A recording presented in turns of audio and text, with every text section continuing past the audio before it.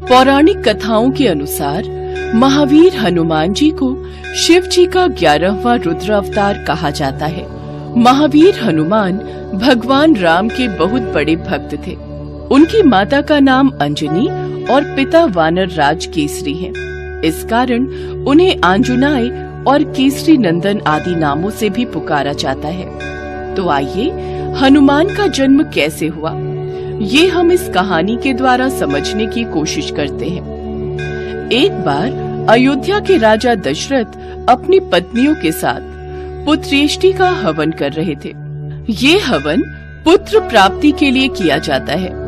हवन समाप्ति के बाद पंडित ने प्रसाद की खीर राजा दशरथ की तीनों पत्नियों में बांट दी, लेकिन तभी कहीं से वहाँ एक चील आ गई और उसने खीर का एक भाग अपने साथ ले लिया और उसे अपने साथ उस स्थान पर ले गई जहाँ अंजनी माता तपस्या कर रही थी और उसके सामने ले जाकर रख दिया।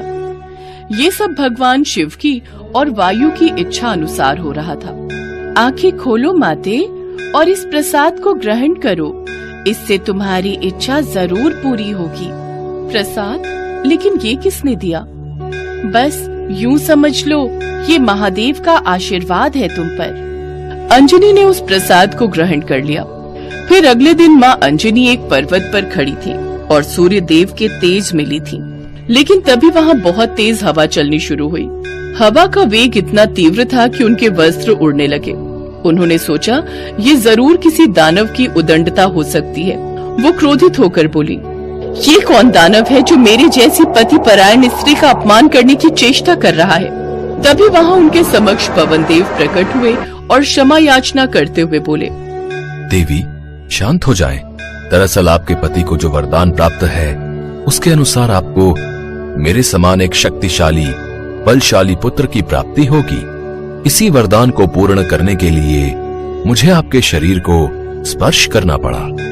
मेरे स्पर्श के माध्यम से रुद्रदेव का एक अंश भी आपके शरीर में प्रवेश कर चुका है।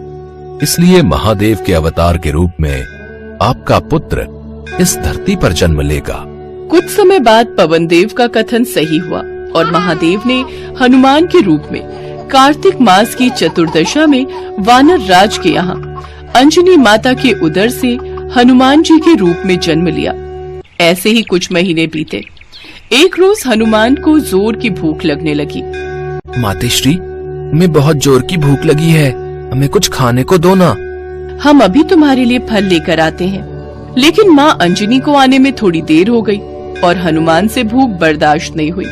उनकी नजर पेड़ से झांकते हुए लाल सूरज पर गई। अरे वाह, ये तो कितना लाल फल है, निश्चित ही ये बहुत मीठा होगा। ये सोचकर हनुमान आकाश की ओर उड़ गए। लेकिन उस रोज अमावस्या का दिन था, जिस कारण सूरज को ग्रसने राहु आया था। किंतु हनुमान को देख उन्हें ऐसा प्रतीत हुआ कि ये भी कोई दूसरा राहु है, इसलिए वो वहाँ से चुपचाप चले गए। लेकिन हनुमान की भूख तो बढ़ती जा रही थी और वो सूरज की ओर बढ़ते चले जा रहे थे।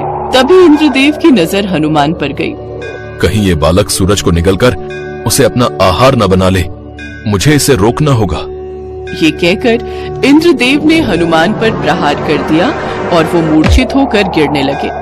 तभी पवन देव ने वहां आकर उन्हें थाम लिया और गुस्से में उन्होंने हर प्राणी मात्र की वायु का संचार रोक दिया। तभी वहां सभी देव प्रकट हुए और उन्होंने पवन देव को ऐसा करने से रोका। फिर सभी देवों ने हनुमान जी को वर दिया। मेरा वरदान है कि ये अमित आयु रहेगा। मेरा वरदान है कि ये कभी भी वज्र से परास्त नहीं होगा। मेरे सताश तेज से ये हर कला में युक्त और संपूर्ण शास्त्रों का विशेषज्ञ होगा। मेरे वरदान से ये पाश और जल से अभय रहेगा। ये सदा यम दंड से अवध और पाश नहीं रहेगा। ये सदा अजय और प्रमाद योद्धाओं से अजय प्राप्त करने का योद्धा रहेगा। अस्त्र शस्त्र तथा यंत्र आदि से इसे कोई फर्क नहीं पड़ेगा। इस प्रकार सभी देवों द्वारा हनुमान जी बेहद शक्तिशाली हो गए और इस प्रकार आगे जाकर जो उन्होंने काम किए वो सभी प्रकार के हनुमान भक्तों में प्रसिद्ध हैं। तो ये थी हनुमान जी की संपूर्ण कथा। हनुमान जयंती पर हनुमान जी की पूजा करना अत्यंत शुभ माना गया है। चौकी पर लाल रंग का कपड़ा बिछाएं और उस पर हनुमान जी के साथ भगवान श्री राम की तस्वीर रखें। फिर हनुमान जी को लाल और भगवान श्री राम को पीले फूल अर्पित करें। पहले श्री राम नाम का जप करें, फिर हनुमान जी के मंत्र का जाप करें। इस तरह पूजा करने से आपको हनुमान जी की असीम कृपा प्राप्त होगी। अच्छी लगी तो इस वीडियो को लाइक एंड सब्सक्राइब करें, और आपको ऐसी कहानी देखने के लिए, आपको ऐसी कहानी और देखनी है तो ये चैनल को सब्सक्राइब कर लें और अपने दोस्त के संग शेयर कर दें इस वीडियो को, और ज़्यादा से ज़्यादा व्यू आए इस वीडियो पे। तो आपको मिलता है अगली वीडियो में।